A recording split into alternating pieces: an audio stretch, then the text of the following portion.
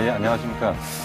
오늘은 전체적으로 한 주간의 지난주의 시간에, 주식시장이 어떻게 흘러갔고, 그리고 이제 요번 주에 어떻게 장이 좀 진행될 건지, 그런 거에 대해서, 주제별로 여러 가지 좀 나눠서 좀 설명을 할 건데요. 첫 번째로는 어쨌든 간에 지금 현재 상황에서 미국 시장이나 유럽 시장을 전혀 검토를 안 할 수가 없습니다.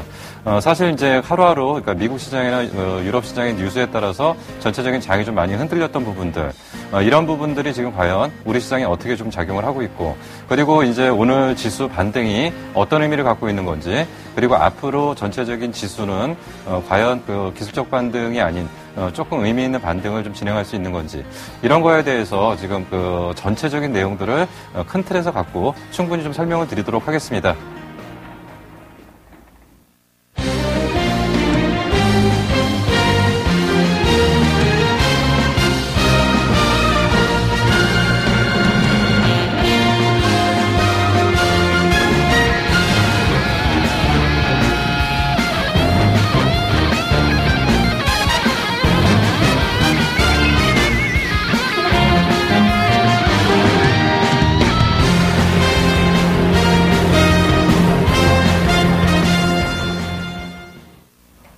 예. 그래도 오늘은 좀, 주식시장이 좀 많이 올라가지고, 여러 가지 이제 심리적으로 조금 좀 안정을 좀 찾으셨을 것 같은데요. 근데 워낙 이제 많이 빠진 상태에서 이제 올라왔기 때문에, 과연 더 버텨야 되는 건지 아니면 더 빠질 건지 여러 가지 이제 고민들이 좀 많으실 겁니다. 그러니까 오늘 그런 부분에 대해서 전반적으로 좀 점검을 좀 하도록 하는데요. 먼저 종합주가지수 차트를 먼저 보면서, 전체적인 흐름에 대해서 한번, 얘기를 하고서, 그리고서 좀, 조금 더 좀 자세히 좀 얘기를 진행을 하도록 하겠습니다. 지금 이제 전체적인 지수가 큰 축에서 이제 미국 지수가, 미국의 이제 신용등급 하락한다는 얘기가 나오면서 크게 이제 한폭 하락을 했고요. 그리고 이제 바닥에서 어느 정도 하방과 저점을 잡고 1단계 박스권을 어느 정도 형성을 했습니다. 그리고 나서 어떤 의미 있는 반등이 나온 상태에서 지금 다시금 이제 밀리고 있는 패턴들을 좀 보이다가 오늘 반등을 했는데 과연 지금 이것이 하단을 잡고 새로운 반등으로 진행되는 건지 아니면 이것이 이제 짧은 반등 이후 재차 하락을 하는 건지 뭐 이런 것들이 좀 여러 가지로 좀 상당히 고민이 되실 겁니다. 그래서 오늘은 이런 부분을 먼저 좀 점검을 해봐야 되는데요. 먼저 지난주에 어떤 주식시장을 한번 좀 크게 한번 정리를 좀 해보도록 하겠습니다. 지난주에 우리 시장은 주중 내내, 그러니까 월요일 날을 고점으로 장중 내내 지속적으로 좀 밀리는 패턴들을 좀 보였습니다. 근데 지난주에 밀렸던 패턴들은 시장 뉴스로 점검을 하면 크게 두 가지라고 좀 정리를 해드릴 수가 있습니다. 첫 번째로는 미국의 재정 감축안 실패에 대한 부분들이 월요일날 미국 시장을 강타하고요. 그것이 이제 화요일날 우리나라로 들어오면서 굉장히 큰 폭으로 하락을 했고요. 그러면서 어떤 지지선 역할을 했던 부분들이 하나씩 무너지면서 굉장히 심리적으로 좀 불안한 모습들을 좀 보였다라고 좀 표현할 수가 있습니다. 근데 결국은 미국의 재정 감축안이라는 얘기 자체가 어떤 시장을 크게 뒤흔들 만한 내용들은 아니었다는 얘기죠. 결론적으로 보면. 신용평가 사슬에서도 분명하게 얘기를 했지만은 결국 미국 재정 감축안 합의라는 것은 향후 10년 동안의 미국의 재정 지출을 어떻게 줄일 거냐에 대한 합의를 해야 되는데 결국은 지금 혁신파 쪽에서는 얘기를 하는 것이 사회 보장 비용을 그러니까 혁신파 쪽에서는 많이 갖고 있는 사람들이 세금을 더 내라는 쪽의 방향을 얘기를 하는 거고요. 보수파 쪽에서는 전체적인 고통 분담을 같이 하자. 그래서 결국 세금을 더 많이 내자는 거에 이견을 결국 줄이질 못했다는 얘기죠. 결국 이러한 부분들 때문에 큰 폭으로 하락을 했지만은 결국은 지금 신용등급에 미국에 직접적인 영향을 미치지는 않을 거다라는 얘기들은 계속적으로 나왔었습니다. 근데 이럼에도 불구하고 미국 시장이나 국내 시장이 크게 요동을 쳤던 가장 큰 이유가 뭐냐? 결국 결론은 미국 전체적인 행정부에 대한 신뢰를 못하겠다는 얘기죠. 그런 상황에서 지금 오히려 이제 신용등급에 전혀 영향을 미치지 않는다고 했음에도 불구하고 지수는 반등에 실패를 하는 모습을 보이면서 장중 내내 밀렸죠. 그리고 또 한 번 크게 충격을 줬던 것이 결국 유럽발 악재들이 또 하나의 시장의 걸림돌로 좀 작용을 했습니다. 결국 지금 이제 지난주 한 주 동안은 이탈리아 금리가 7%를 기준으로 위쪽으로 가냐 아래쪽으로 가느냐에 따라서 상당히 좀 요동을 치는 모습들을 좀 보였는데요. 이러한 부분들이 시장을 굉장히 불안하게 만들었다는 거죠. 근데 이탈리아 금리가 7%대 위쪽에 있건 아래쪽에 있건 결국은 지금 이것이 시장에 미치는 영향들은 그다지 제한적일 거다라고 보는 것이 맞습니다. 결국은 지금 독일도 지금 채권 발행에 실패를 하는 상황들이 벌어지고 있고요. 그리고 이제 프랑스 쪽도 금리가 급등을 하는 상태에서 결국은 이탈리아 금리가 조금 더 올라간다, 조금 더 내려간다라는 것은 결국 유럽 쪽의 채권 시장이 마비 상태를 표현하는 것이 결국은 이것이 어떤 새로운 돌발악재로 작용을 하지는 않는다라고 볼 수 있습니다. 근데 국내 증시가 지난주에 이렇게까지 하락을 했던 가장 큰 이유는 결론적으로 봤을 때는 지금 현재 불안감이 가중된 상태에서 또 한 번의 큰 폭의 악재가 나타나는 게 아니냐. 결국 아까 잠깐 보여드렸던 미국이 요번에 이제 신용등급이 하락하면서 큰 폭으로 하락했던 것을 앞부분에서 이제 한번 봤죠. 근데 지금 현재 여기서 이제 지지선이 확인되지 않은 상태에서는 이러한 하락 파동이 또 한 번 나오는 게 아니냐라는 것이 시장의 불안감으로 좀 작용을 하면서 전체적으로 지난주 시장들을 좀 억눌렀다라고 좀 볼 수가 있습니다. 그래서 지난주에는 사실 국내 증시가 글로벌 증시에 비해서 상당히 과민 반응을 좀 보였다라고 좀 볼 수가 있죠. 그러니까 다른 나라에 비해서 더 빠졌고요. 문제의 진원지인 유럽보다도 우리나라 시장이 더 악화되는 이런 패턴들을 보였고요. 그리고 지난주에는 주식 시장만이 요동을 쳤던 것이 아니라 환율 시장, 채권 시장이 전반적으로 우리 시장을 좀 상당히 압박했다고 볼 수 있습니다.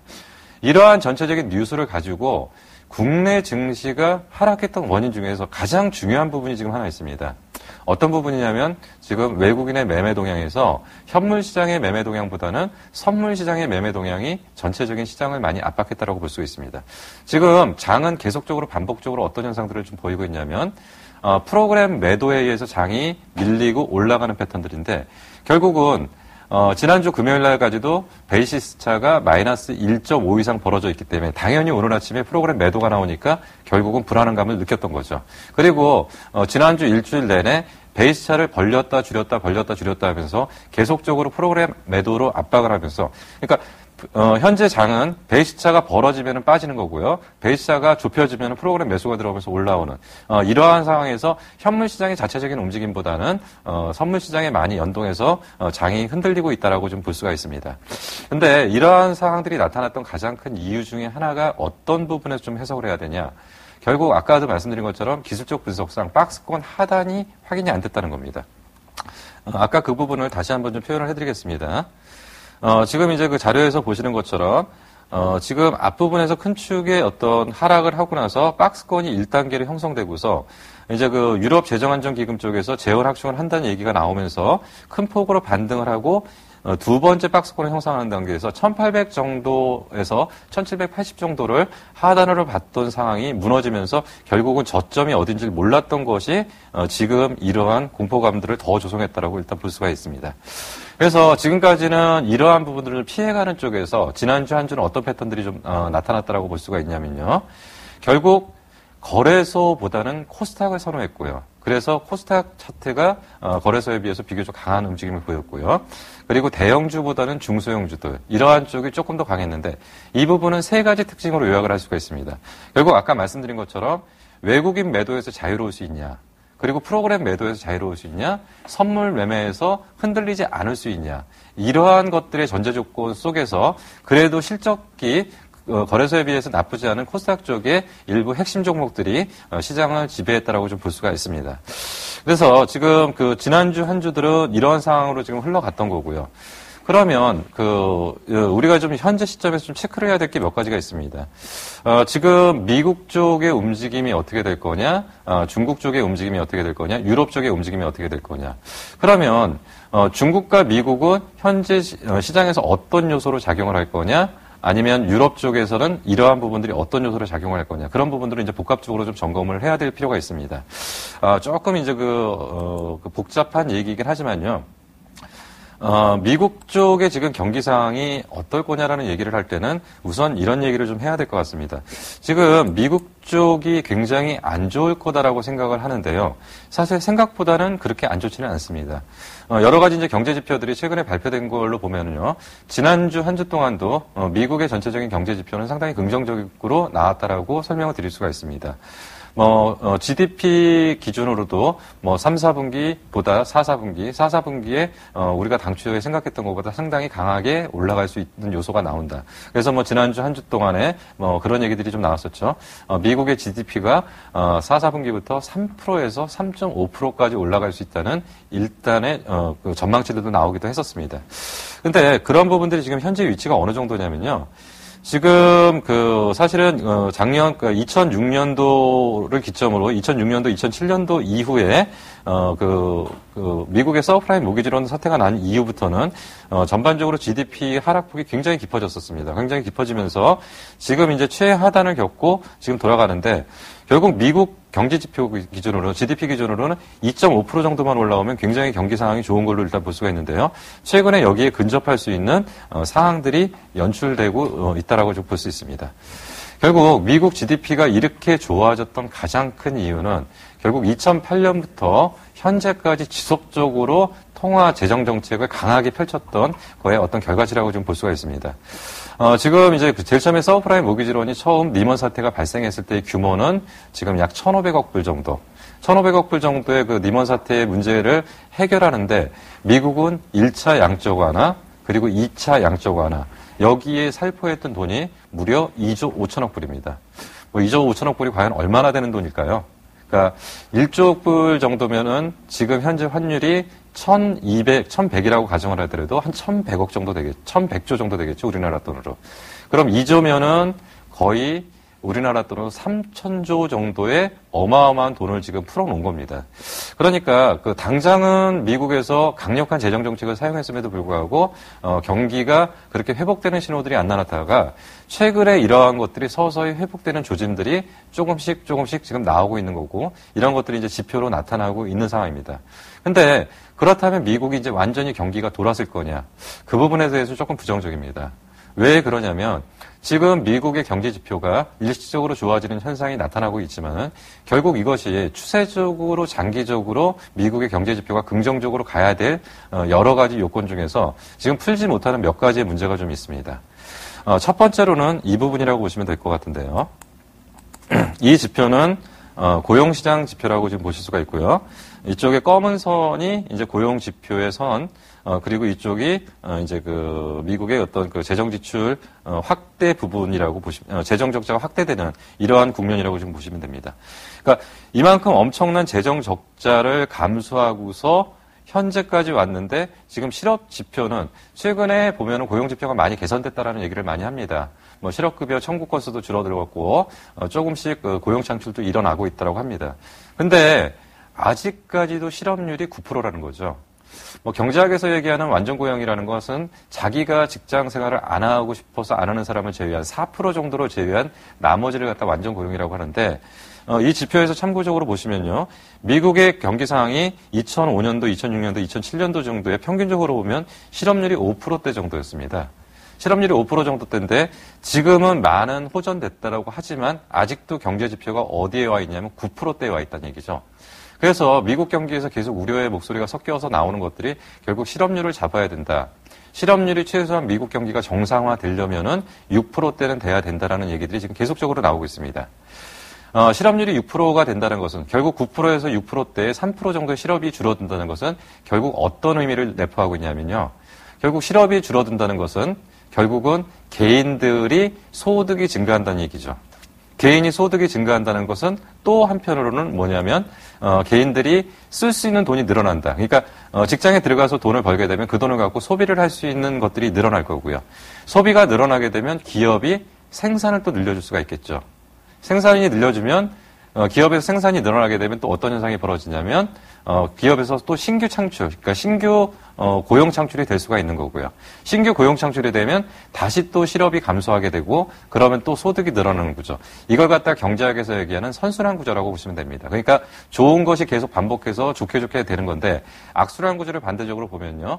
지금 일시적으로 지표는 좋아졌지만 실업률이 안 잡혔기 때문에 결국 개인들이 쓸 수 있는 돈이 계속 줄어들면 결국은 다시 기업에서는 생산량을 줄일 거고요. 그러면 기존에 고용했던 사람들을 다시 내보내 내보내야 되니까 실업률이 늘어날 거고요.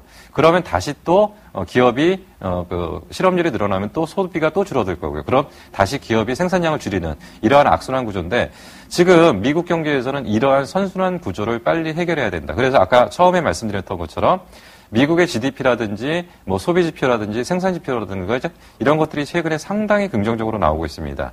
그럼에도 불구하고 미국 경기를 바라보는 하나의 가장 중요한 포인트는 과연 실업률이 잡힐 거냐. 이 부분을 가장 중요한 좀 포인트로 하나를 보셔야 됩니다. 결국 이것이 잡혀야지만이 미국 경기를 긍정적으로 볼 수 있는 신호가 나올 거라고 지금 보시면 됩니다. 또 한 가지는 부동산 지표입니다. 부동산 지표에서 지금 이제 제일 문제가 됐던 것이 지금 우리가 이제 Q3라는 얘기들을 상당히 많이 합니다. 근데 지금 현재 미국은 돈이 없어서 돈을 더 풀어야 되는 상황은 아닙니다. 지금 물가가 낮지 않은 상태에서 경기에 대한 급격한 상승 패턴이 나타나지 않는 상태에서 Q3라는 자금을 풀게 된다면 결국은 물가는 더 올라가게 될 거고요. 그리고 경기 상황은 크게 회복되지 않는 상태에서 소위 말하는 스태그플레이션이라는 경기 침체 국면으로 들어가고요. 그리고 지금 또 하나가 나타나는 것이 유동성 함정이죠. 결국은 돈이 안 도는 게 문제지 돈이 없어서가 아닙니다. 그렇다면 지금 만약에 미국이 그 재정 정책을 또 한 번 사용을 한다면 그럼 어느 쪽에 포인트를 맞춰줘야 되느냐? 그것은 결코 무작위적인 자금을 뿌리는 방법은 좋은 방법은 아닌 것 같고요. 지금 미국이 할 수 있는 것은 결국 부동산 쪽을 잡을 수 있는, 그러니까 모기지 채권을 안정화시킬 수 있는 그러한 재정 정책을 사용해야지만이 가장 효과가 있다고 볼 수 있습니다. 그래서 지금 오바마 정책이 지금 4,470억 불에 대한 정책이 한번 나왔었고요. 버냉키 정책이 나왔었는데요. 결국 이 둘의 정책의 초점을 면밀히 들여다보니까 결국 포인트는 두 가지였습니다. 결국은 실업률을 잡아야 된다. 또 한 가지는 주택 관련한 부분들을 해결해야 된다. 그래서 이 두 가지가 해결돼야지만이 근본적으로 미국 경기는 회복 기로에 돌아설 수 있다라고 일단 볼 수가 있습니다.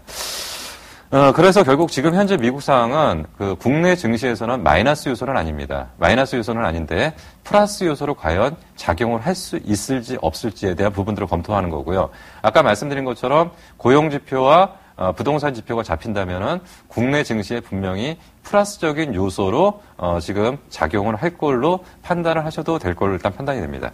그리고 이제 또 한 가지 얘기가 이제 중국 얘기를 좀 얘기를 해야 됩니다.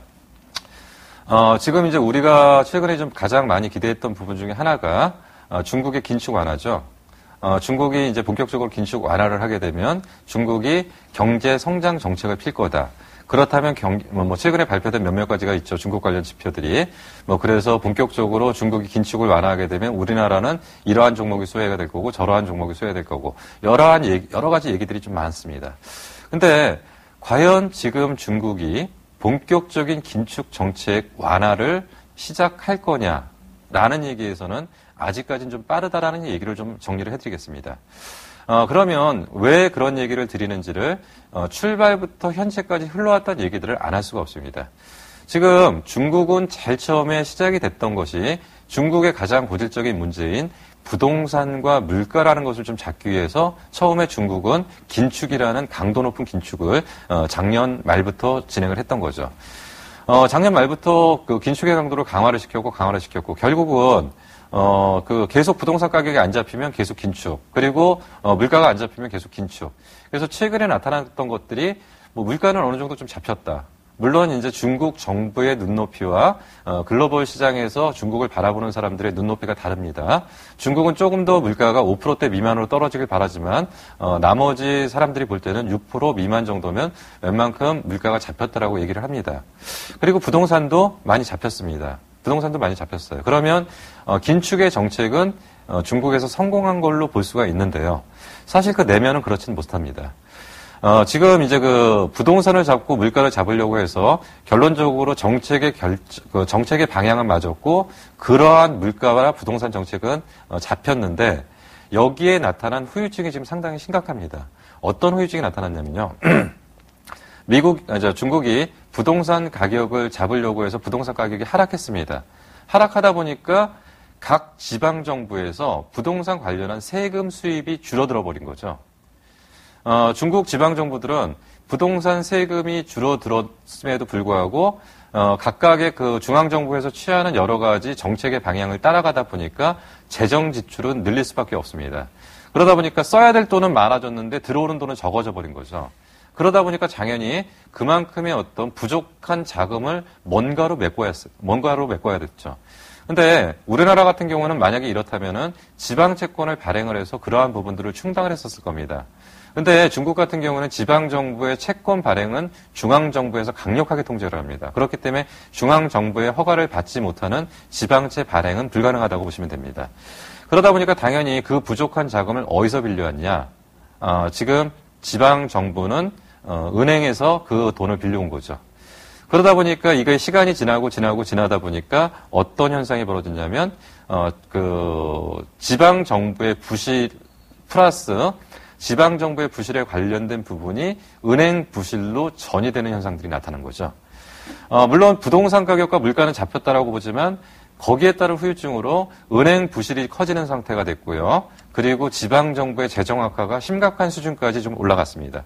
그래서 정확한 숫자가 집계는 안 됩니다. 왜냐하면 대부분의 이런 집계들이 정확하게 나오질 않는데요. 지금 추상권대는 10조에서 12조 위안 정도. 이 정도의 자금이 지방 채권과 관련된 은행권의 그 대출 규모라고 지금 보고 있고요. 그 중에서 최소한 20%에서 30% 정도, 그러니까 약 3조 위엔 정도, 이 정도의 자금이 부실화될 거라고 지금 보는 겁니다. 3조 위엔이면 어느 정도냐면 현재 우리나라가 중국 환율이 한 170에서 한 180 정도 되죠. 그럼 3조 위안 곱하기 한 180, 한 200원 정도 하면 될 겁니다. 그러면 부실 규모가 어느 정도 나올 겁니다. 이렇게 되다 보니까 중국에서 지금 정부에서 이제 비상이 걸렸습니다. 지금 이제 그 본격적인 성장 정책을 쓰기 이전에 결국 이 부분을 먼저 해결하고 넘어가야 돼요, 중국은. 그러다 보니까 이걸 묶어서 한꺼번에 해결하기보다는 각계적으로 지금 문제를 해결하고 있습니다. 첫 번째로, 지방정부에 관련된 지방채의 부실 부분은 일단 지방채 발행을 허용을 했어요. 지방채 발행을 허용을 했고요. 그리고 은행은 국부펀드에서 직접적으로 은행주를 매입을 해주는 거죠. 결국 무슨 얘기냐면, 은행주를 매입해준다는 건 거꾸로 보면 자본 확충을 해준다고 보시면 됩니다. 결국 이러한 자본 확충을 통해서 부실을 좀 줄여놓고 그리고 지방 채권을 발행을 허용을 하고 이러한 것들이 어느 정도 수습됐을 때 이런 것들이 수습됐을 때 중국의 긴축의 정책은 본격적으로 진행될 가능성이 있습니다. 그렇기 때문에 아직은 중국발 뭔가를 기대하기에는 아직까지는 조금 시기상으로는 좀 빠르다고 볼 수 있습니다. 그렇기 때문에 최근에 여러 가지 얘기가 나오는 중국 관련주들. 근데 사실 중국 관련주가 워낙 이제 우리나라 기업들이 많이 참여를 하고 있기 때문에 중국 관련주가 분류가 좀 어렵습니다. 이것도 중국 관련주가 될 수 있고 저것도 중국 관련주가 될 수가 있습니다. 근데 지금 어쨌든 간에 당장의 중국에서 뭔가 큰 거를 기대하기는 좀 어려울 거고요. 이러한 부분들이 좀 완화된다면 분명히 중국 쪽과 관련된 어떤 그 방향성은 좀 나올 것 같습니다. 그래서 아까 두 가지를 말씀드렸죠. 우선 중국 변수와 미국 변수. 이 두 가지 변수는 국내 증시에서 한마디로 요약을 하면 마이너스 요소는 아닙니다. 마이너스 요소는 아니고 플러스 요소가 될 거냐 말 거냐를 보셔야 되는데 아까 말씀드린 것처럼 미국 쪽은 고용과 부동산 관련한 모기지 채권에 대한 긍정적인 신호가 나온다면 국내 증시에 플러스 요소가 작용될 거다. 그리고 중국 관련 쪽에서는 긴축 완화가 진행돼서 성장 정책으로 돌아서긴 돌아설 거는 확실한데 문제는 그 시기가 언제냐라는 것을 봤을 때는 아까 말씀드린 것처럼 은행의 부실 부분, 그러니까 은행에 지금 부실이 됐던 부분, 그리고 지방 정부의 여러 가지 어려운 부분들, 이러한 부분들이 해결됐을 때 본격적인 국내의 어떤 성장의 모멘텀이라고 볼 수가 있습니다. 자, 그러면 이제 가장 골치 아픈 이제 유럽 얘기를 좀 해야 되겠죠. 유럽 얘기를 지금 안 할 수가 없는 상황인데요. 지금 유럽에 관련된 얘기는 이제 우선적으로 이 정도로 좀 생각을 하시면 될 것 같습니다.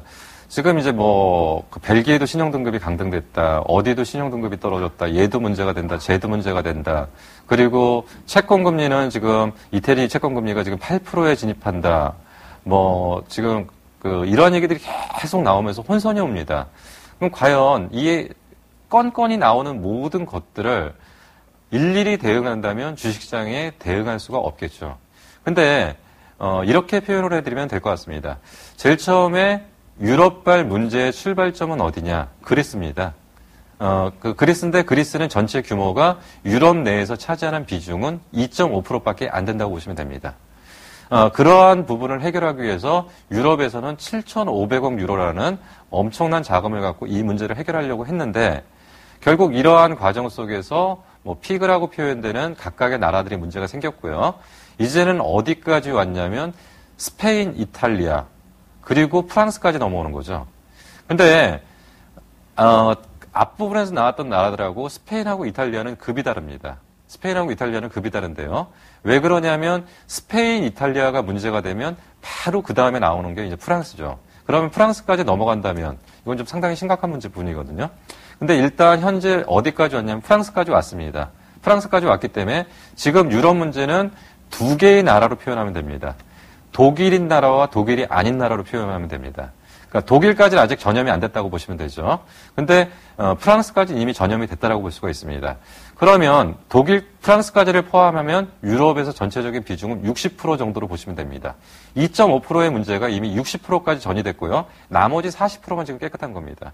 그러니까 암이라는 걸로 표현을 하면 제일 처음에 암이 몸 안에 아주 작은 것들이 초기에 형성돼서 문제가 터졌는데 이거를 초기에 잘라놓지 못하니까 이게 계속적으로 몸에 다 퍼지면서 지금 전체 몸의 60%까지 암이 전염됐다고 지금 보시면 됩니다. 결국 여기서는 이제 문제의 심각성은 노출이 되는 거죠. 근데 우리가 좀 한편으로 생각해 보면 과연 이런 문제를 그럼 어떻게 풀 수 있냐? 이렇게 많이 전이됐고 전염됐는데. 근데 분명히 해결책은 이미 제시를 했습니다. 해결책은 분명히 제시를 했던 게 뭐냐면 유럽 재정안정기금에서, 그러니까 지난번에 종합주가지수 우리나라가 1600포인트에서부터 1950까지 올라왔을 때, 그러니까 우리가 이제 10월 4일 날 연휴를 지내고 크게 한번 하락하고 나서 거기서부터 본격적으로 상승해서 1950까지 올 때 무슨 얘기가 나왔었냐면 유럽 재정안정기금에서 1조 유로를 충원을 하겠다. 그래서 현재 가지고 있는 돈이 4,400억 유로에 1조 유로를 충원해서 1조 5천억 유로를 가지고 일부 레버러지와 일부 내용들을 포함해서 본격적으로 회복시키겠다. 이 정도 자금이면 충분합니다. 1조 5천억 유로 정도면 충분합니다. 지금 이제 내년에 이탈리아하고 스페인이 채권 만기되는 게 한 5,500억 유로. 그리고 지금 현재 그리스에 추가적으로 지원한다는 거 한 1,000억 유로. 그리고 별로 신뢰는 안 가지만은 민간에서 필요한 자금들, 민간이라는 것은 은행권 자본확충입니다. 은행권 자본확충하는데 유로존에서 주장하기는 1,000억 유로 정도죠. 그러면 다 합치면은 5천억 유로에 1,000억 유로에 1,000억 유로니까 7천억 유로 정도. 근데 추가적으로 은행권에서 문제가 발생한다고 해도 이 정도의 자금이면 막을 수 있습니다. 근데 문제는 뭐냐면 돈이 어디서 생기느냐는 거죠. 1조 유로가. 1조 유로가 작은 돈도 아니고 1조 유로 정도면 우리나라 돈으로 1,600조 정도 되는 돈입니다. 근데 유로존에서 했던 얘기는 뭐냐면 중국에서 좀 내놓을 거고요. 어디서도 좀 내놓을 거고 그래서 이걸 충원을 해서 얘네들한테 이 정도면은 충분히 투자 수익도 나오고 지금 중국 같은 데는 3조 달러 이상의 현금 유동성이 있기 때문에 돈 굴릴 데가 없으니까 여기다 넣으면은 이자 수입 받아갈 거다. 근데 중국이 내놓겠냐는 거죠. 안 내놓습니다. 왜 안 내놓냐면 독일과 프랑스가 한 푼도 안 내놓는 상태에서 주변국 갖고 이 돈을 내놓으라고 한다면 이게 충원이 안 된다는 얘기죠. 근데 이제는 어떤 상황으로 좀 문제를 좀 기결시켜야 되냐면요. 아까 말씀드린 것처럼 문제의 심각성은 여기까지 지금 와 있는 상태입니다. 문제의 심각성은 와 있는데 가만히 생각하면 좀 이상한 부분이 있어요. 왜냐하면 우리나라는 IMF 때 이 문제를 잘 풀고 나왔거든요. 어떻게 풀었냐면 가만히 기억나실 건데요. 그 당시에 우리나라 환율이 900원에서부터 제가 기억하기로는 1,800원에서부터 2,000원까지 갔습니다. 그 얘기는 뒤집어서 얘기를 하면 무슨 얘기냐면 현대자동차에서 차 한 대를 팔았을 때 예전에 우리나라 그 나라에서 볼 때는 우리나라 이제 화폐로 그냥 편안하게 설명을 드리겠습니다. 1,000만 원 정도 하던 게 미국 가서 1,000만 원 하던 정도의 자동차가 어느 날 보니까 500만 원이 됐습니다. 환율이 1,800에 2배가 갔다는 것은 그만큼 우리나라 제품의 가격이 밖에 나갔을 때는 반값으로 떨어졌다는 얘기죠. 그럼 싸기 때문에 많이 구매를 하겠죠. 그러다 보니까 수출이 잘 되고 그러면서 점진적으로 기업들의 실적이 호전되면서 이러한 부분들을 해결해 나가는 구조죠. 그래서 경제학에서 얘기하는 환율의 자동 조절 기능, 무역을 통한 환율의 자동 조절 기능이라는 게 있습니다. 근데 유럽에서 아까 말씀드린 독일 이외의 위기 국가들은 이러한 조절 기능이 지금 없는 상태입니다. 무슨 얘기냐면 경기 상황은 나쁜데도 불구하고 환율은 유로화를 써야 되거든요. 그러다 보니까 자기네 나라 경제 상황을 반영을 못하는 굉장히 고평가되어 있는 환율을 쓸 수밖에 없는 구조입니다. 그러니까 환율의 자동 조절 기능이 없다 보니까 경기가 좋아져서 이러한 부분을 해결할 수 없는 구조가 되는 거죠. 근데 여기에서 반대로 지금 엄청난 이익을 벌어가고 있는 것은 독일입니다. 독일은 똑같은 경기 상황에서 자기네 경제 상황에서 굉장히 저평가되어 있는 환율을 쓰기 때문에 결국은 독일 제품이 밖에 나가서 더 경쟁력이 생기는 거고 제품에 대한 가격 경쟁력이 더 생기는 거죠. 그러다 보니까 결국 유럽의 상당 부분의 위기를 독일에서 많은 이익으로 지금 가져가고 있다고 봅니다. 근데 지금 이제 내일 저녁 그리고 모레 저녁 그러니까 28, 29일 날 유럽 재무장관 회의가 열리죠. 유럽 재무장관 회의가 열리고 12월 8일 날은 유럽 정상회담이 열립니다. 근데 우리가 좀 고민을 해야 될 부분이 어떤 부분이냐. 사실 유럽 재정안정기금에서 그만한 재원을 충원하겠다라고 얘기를 하고 나서 열리는 회의입니다. 그때는 뭐 중국에서도 내놓을 거라고 얘기를 했고요. 뭐 이제 다른 나라 여러 군데에서도 내놓을 거라고 그랬고, 뭐 일본도 도와준다고 그랬고, 뭐 우리나라도 가만히 안 있을 거라는 여러 가지 분위기를 형성을 해서 그때 전체적인 G20 정상회담을 마쳤는데 결국 실질적으로 그 이후에 진전된 게 하나도 없습니다. 근데 결국 지금 현재에서는 부채의 문제를 해결하는 방법은 세 가지 중에 하나입니다. 결국 받을 사람이 안 받는다고 하던가, 아니면 줄 사람이 못 주겠다는 디폴트를 선언하던가, 아니면 현재의 부채를 미래로 지연시키는 방법밖에 없습니다. 결국 근데 첫 번째는 은행의 부실이 너무 커지다 보니까 전체적으로 굉장히 큰 혼란이 올 거고요. 디폴트 역시도 굉장히 혼란이 옵니다. 결국 최악수들이죠. 그러니까 돈을 안 주겠다던가, 아니면 받을 사람들이 안 받겠다던가. 사실 그리스 같은 경우 채권 상각률 50% 정도로서도 유럽 은행들이 상당히 타격을 받았는데 전 세계적으로 이런 것들이 커지게 된다면 아마 은행들이 감당을 못할 정도가 될 겁니다. 그러면 결국 은행들이 자본 확충을 하기 위해서 전 세계 주식이고 채권이고 다 내다 던져야 되고요. 그러다 보면 금융시장은 엄청난 혼란이 올 겁니다. 그래서 그러한 방법들은 맞지 않은 것 같고, 결국은 할 수 있는 방법은 제가 개인적으로 생각할 때는 결국은 어떤 형태로든 간에 발권을 해야 된다고 봅니다. ECB, 그러니까 유럽 중앙은행에서 직접 돈을 찍어내던가, 아니면 어떤 형태의 유사한 편법의 행위가 되더라도 결국은 없는 거를 있게 만드는 방법은 뭔가 만들어내는 방법밖에 없는 거죠. 결국 유로화의 가치가 폭락을 하더라도 결국은 현재는 발권을 해서 일단의 전체적인 급한 불들은 꺼 나갈 수밖에 없는 거고요. 그리고 결국 유럽 문제는 이러한 정도에서 서서히 가닥을 잡아가지 않을까 생각이 듭니다. 만약에 프랑스를 넘어서 독일까지 번졌다. 이거는 거의 상상을 못하는 상황입니다. 왜냐하면 독일까지 번지게 되면은 미국은 자유로울 수 없을 거고요. 일본은 자유롭겠습니까? 우리나라는 자유롭겠습니까? 이거는 상당히 생각할 수 없는 문제이기 때문에 결국은 최악의 상황은 없다라고 보시는 게 맞다라고 좀 판단이 됩니다. 최악의 상황은 없다라고 보면 되고요. 그리고 이 문제를 해결할 수 있는 유일한 나라는 딱 한 나라라고 보시면 됩니다. 이 모든 거에 유로존의 문제를 해결하는 데 있어서 지금 가장 많은 이익을 얻고 있지만 가장 걸림돌이 되고 있는 것이 독일이죠. 이 독일이 이 문제를 풀 수 있는 열쇠를 언제 열 거냐. 이것이 가장 중요한 지금 포인트라고 좀 보시면 될 것 같습니다. 근데 한 가지만 생각하시면 될 것 같아요. 뭐를 생각하냐면 다죽자라고는 못하겠죠. 만약에 다죽자라고 한다면 전 세계는 공멸을 할 겁니다. 근데 그러한 상황은 벌어지지 않는다라고 하면 다 살 수 있는 방법을 택하겠죠. 근데 다 살 수 있는 방법은 결국 독일이 마지막 유로존의 문제에 가장 중요한 어떤 서랍의 열쇠를 이제 돌려서 열어야 될 때가 된 거고요. 그것이 결국 꺼낼 수 있는 카드는 뭐라고 생각이 드냐면 결국은 유럽 중앙은행을 통한 어떤 화폐량을 늘릴 수 있는 발권이 아니겠냐라고 좀 생각이 듭니다. 그래서 유럽 문제는 그런 정도에서 서서히 어떤 가닥들을 좀 잡아갈 거라고 일단 좀 판단을 할 것 같습니다. 자, 그러면 이제 아까 말씀드린 것처럼 이제 국내 증시에 대해서 이제 이번 주에 흐름이 이제 어떻게 될 거고 앞으로 이제 흐름이 어떻게 될 거냐 이런 얘기들을 좀 정리를 해봐야 되겠죠.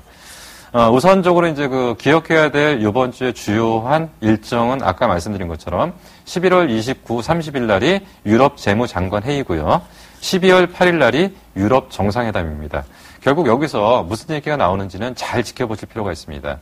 그리고 지금 유로존의 해법은 아까 말씀드린 것처럼 결국은 지금 과연 독일이 언제 움직일 거냐, 독일이 언제 움직여서 독일이 이 문제에 대한 해답을 줄 거냐가 가장 중요한 사항이라고 보시면 될 것 같습니다. 국내 증시 이번 주 한 주간 예측을 좀 잠깐 해보죠. 이제 한 주간이 아니라 이제 어떤 전체적인 흐름들을 좀 예측을 해야 됩니다.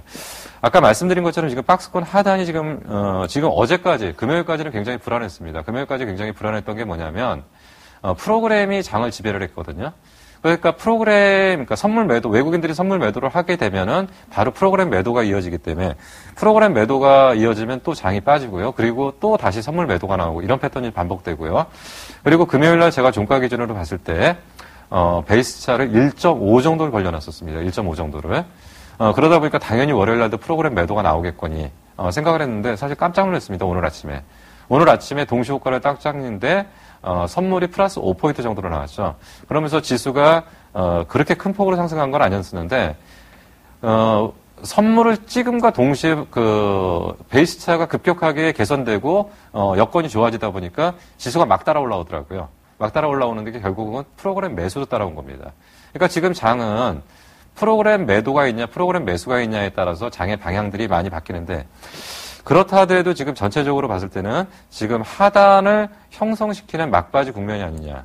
그렇다면 요번에 크게 의미 있게 상승을 했던 자리가 이 자리라고 한다면 요번에는 반등 이후 조정을 받는데 조정폭에서 저점이 확인이 안 돼서 불안했습니다. 이제 이걸 이제 차트를 이제 하루 전자리로 돌려놓으면 이렇게 차트를 보게 되면 더 빠질지 덜 빠질지 지금 여기서 확인이 안 됩니다. 근데 오늘 그나마 각도 있게 좀 돌려놨기 때문에 오늘은 조금 이제 하단의 가능성이 좀 높아진 거죠. 하단의 가능성은 좀 높아졌고요.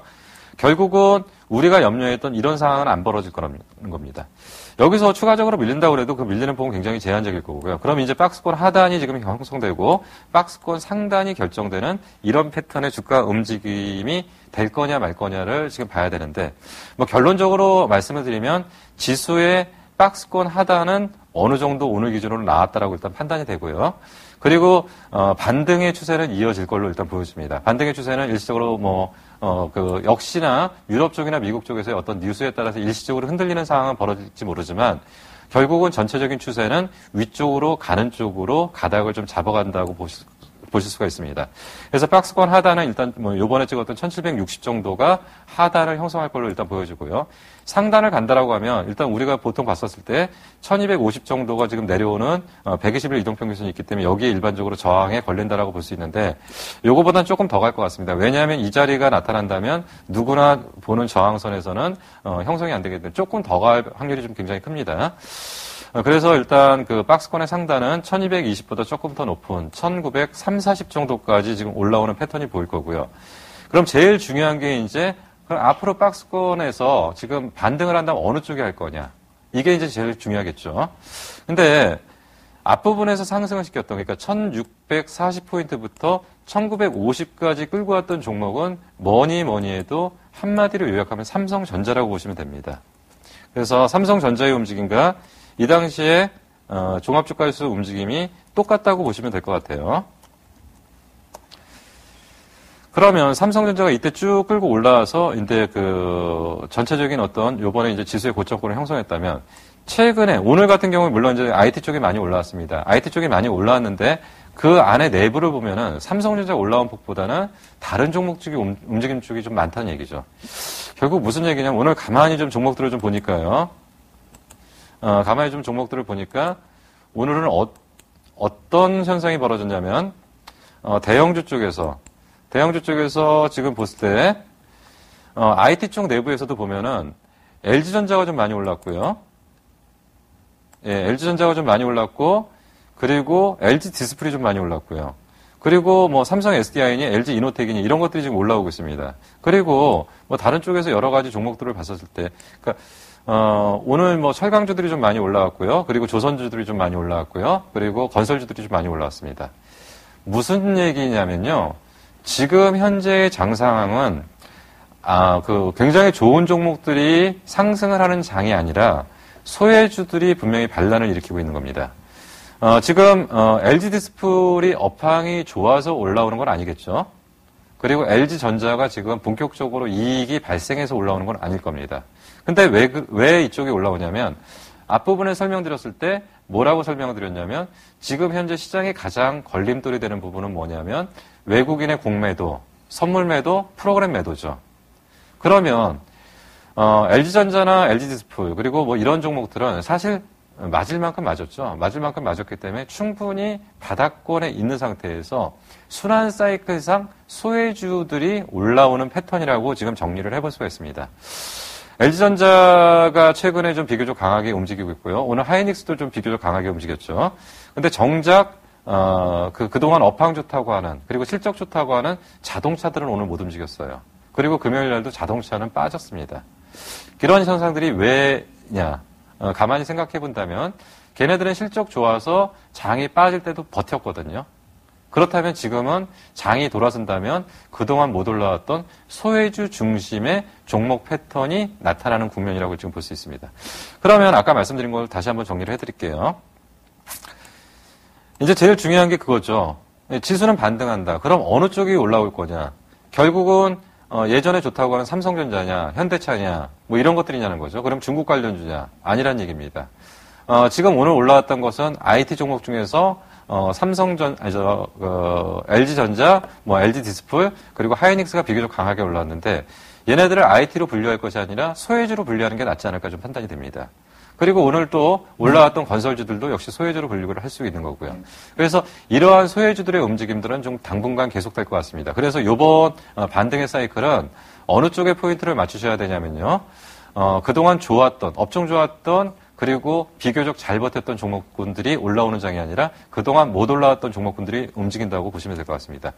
오늘 장이 좋았음에도 불구하고 그동안 강한 상승세를 보였던 몇몇 종목군들은 오히려 오늘, 그러니까 특히나 개별 종목에서 수익률 게임이 진행됐던 종목군들은 오늘 장이 올라왔음에도 불구하고 전혀 미동을 못합니다. 그 이유가 뭐냐면 지금 오늘 강의 패턴은 프로그램 매수가 들어오면서 대형주 쪽에 매기가 좀 살아나는 쪽이고요. 그리고 비교적 외국인 매도에 좀 피해갈 수 있는 그리고 어느 정도 움직여도 공간이 있는 이런 쪽의 종목들이 움직이다 보니까 이러한 종목들이 좀 움직였다라고 일단 볼 수가 있습니다. 지금 또 한 가지는 그러면 지수의 반등 사이클이 어느 정도 진행된다면 결국 이쪽만 계속 갈 거냐. 그렇지는 않을 걸로 일단 보여집니다. 지금 장을 한마디로 요약하면 거래소보단 코스닥이 좋고요. 대형주보단 중소형주가 낫거든요. 근데 중소형주 쪽에서 그럼 어느 쪽의 종목들이 좀 움직이냐. 몇몇 가지 좀 설명을 드리면 최근에 스마트 관련 종목들. 그러니까 지금 똑같은 장비 업체라고 하더라도요. 핸드폰의 그 하드를 만드는 그런 쪽의 장비 업체들은 비교적 실적들이 좋으면서 상당히 괜찮습니다. 주가 움직임들이. 근데 통신 장비, 그러니까 뭐 중계기를 설치한다든지 이런 쪽의 종목군들은 뭐 여러 가지 얘기들이 많이 나옴에도 불구하고 결국 그쪽은 굉장히 그 상승이 제한됩니다. 그래서 지금 부품주들 쪽에서는 핸드폰 부품주들 관련 종목들이 좀 움직이고 있는 패턴이라고 좀 볼 수가 있습니다. 그리고 이제 그 코스닥 시장을 그동안 지배했던 큰 축에서의 바이오 종목은 지금 서서히 무너져가고 있고 새로운 어떤 패턴 변화들이 좀 나타나고 있다라고 좀 볼 수가 있습니다.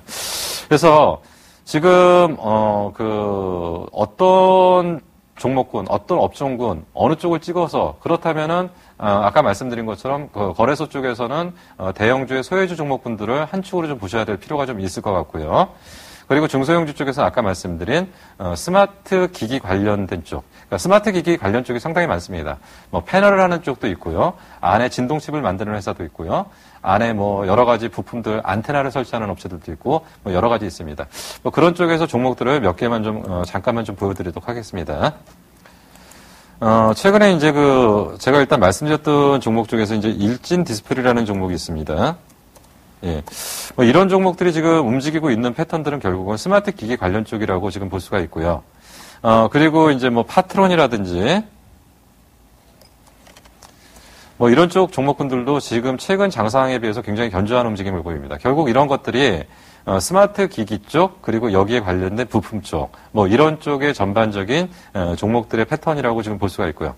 그리고 지금 이제 또 한 축으로 좀 볼 수 있는 것이 지금 이제 이 부분을 좀 지금 찾으려고 하는 건데요. 예, 잠깐만요.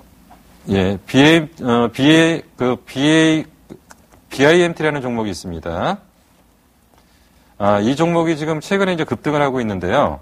이 종목이 급등을 하는 것은 결국 이제 최근에 이제 사파이어 인곡 관련한 종목들에 대한 내용들이 지금 시장이 이제 전면적으로 부상을 하고 있고요. 아마 얼마 전에 이제 사파이어 테크놀로지라는 것이 신규 공모를 해서 이제 코스닥 시장에 입성을 할 겁니다. 근데 이제 경쟁률이 한 350대 1 정도 되는 것 같은데요. 이 사파이어 테크놀로지와 같은 일을 하는 사파이어 인곳을 만드는 회사인데요. 여기에 대한 어떤 시장의 어떤 관심을 한번 부각시키기 위해서 최근에 좀 급등을 한 모습인데, 결국 이것은 사파이어 인곳은 사파이어 웨이퍼, 그리고 뭐 LED 패키징 뭐 이런 쪽으로 이제 단계별로 지나가는데, 결국 이쪽이 본격적으로 상승하기 위해서는 TV 시장이 폭발적으로 올라가야 되는 상황은 아니고요. 결국 이쪽이 좋아지려고 한다면 결국 LED 조명 쪽이 어떤 큰 수혜가 된다면 이러한 사파이어 테크놀로지나 이런 사파이어 인곳을 하는 쪽이 각광을 받을 거고, 지금 이제 똑같은 LED 조명 관련해서도 서울 반도체나 뭐 아니면 삼성 뭐 LED 뭐 그리고 기타 등등의 종목분들이 크게 못 움직이는 이유는 조금 이제 밸류체인 쪽에서 좀 뒷단입니다. 그러니까 앞에서 인곳이나 웨이퍼 시장이 형성돼야 되고 그 다음이 돼야지 이제 서울 반도체나 이런 것들이 움직이는데, 아마 내년 정도면 이러한 것들이 어느 정도 형성될 겁니다. 그래서 이러한 부분들이 지금 이제 또 새로운 어떤 종목군을 찾기 위한 어떤 흐름들로 좀 나타나고 있고요. 그래서 지금 이러한 전반적인 지금 종목들이 이쪽이냐 저쪽이냐 뭐 이런 것에서 지금 서서히 좀 탐색매가 좀 진행되고 있다고 지금 볼 수가 있습니다. 예, 지금 향후 이제 장세에 대한 흐름들이나 여러 가지 내용들에 대해서는 지금 어느 정도 좀 말씀을 좀 드린 것 같고요. 지금 이제 다시 한번 큰 틀에서 사항들을 좀 다시 한번 정리를 해드리겠습니다. 현재 시장의 수급 여건은 크게 어떤 수급의 주체가 없다. 수급의 주체가 없기 때문에 수급의 큰 주체가 없기 때문에 결국은 외국인의 매매 동향에 따라서, 선물의 매매 동향에 따라서 많이 왔다 갔다 한다라고 지금 볼 수가 있습니다. 그래서 이러한 프로그램의 매매에 의해서 많이 좌우되기 때문에 결국은 외국인들의 선물 방향에 따라서 종목들이 좌지우지하고 있지만, 그래도 최근에 나타나는 몇몇 가지 패턴들을 보니까 그래도 소외주 쪽과 중소형주의 움직임들은 비교적 괜찮다. 그리고 이제 지수 기준으로 보면은 이제 어느 정도 하단은 좀 지나갈 것 같고요. 유럽 문제들도 우리가 생각하는 것처럼 그렇게 엄청난 사태는 벌어지지 않을 것 같다. 그럼 유럽 사태가 더 이상 나빠지지 않은 상태에서 중국과 일본의 사태, 중국과 미국의 사태가 긍정적으로 반영한다면 국내 증시는 어떤 새로운 성장의 모멘텀을 좀 찾아갈 수 있는 그런 상태로 지금 서서히 준비를 하고 있다. 그렇기 때문에 어느 정도 마지막 연말에 대해서는 좀 우리가 기대를 좀 가져도 되지 않을까 좀 생각이 듭니다.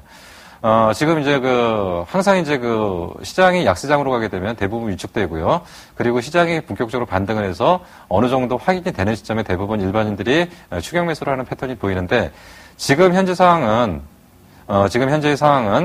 최극단의 하단은 지나간다라고 볼 수가 있고요. 시간이 지나면 지나면서록 점진적으로 시장 상황은 개선돼서 연말 증시는 그래도 1900 위에서는 끝날이라고 좀 판단이 됩니다.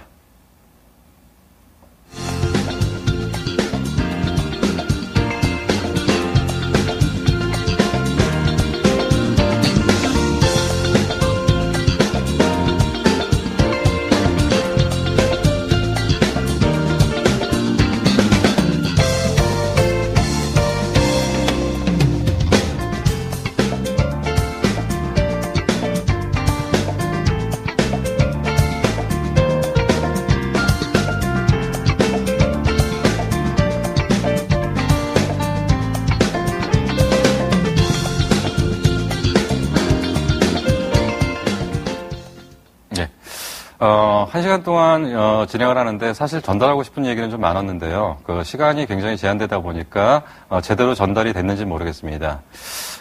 일단은 지금 이제 제가 말씀드리려고 했던 가장 중요한 핵심은 뭐냐면 이제 우리가 더 이상 그렇게 힘든 장은 아닐 것 같고요. 앞으로 시간이 지나면 지날수록 조금씩 개선되리라고 좀 생각이 됩니다. 사실 이제 그 주식은 빠지면 더 빠질 것 같고요. 오르면 더 오를 것 같습니다. 그래서 1950에 못 파는 거고요. 그리고 1750에 못 사는 거겠죠. 근데 지금 현재의 상황은 냉정하게 좀 보셔야 될 겁니다. 그러니까 결국은 지금은 조금 긍정적인 사고로 적극적인 장애에 대응하는 것이 앞으로의 그 상황은 조금 더 개선된다고 보시고요. 여러분들 많이 힘내시고요. 이제 방송 들어주시려고 감사합니다.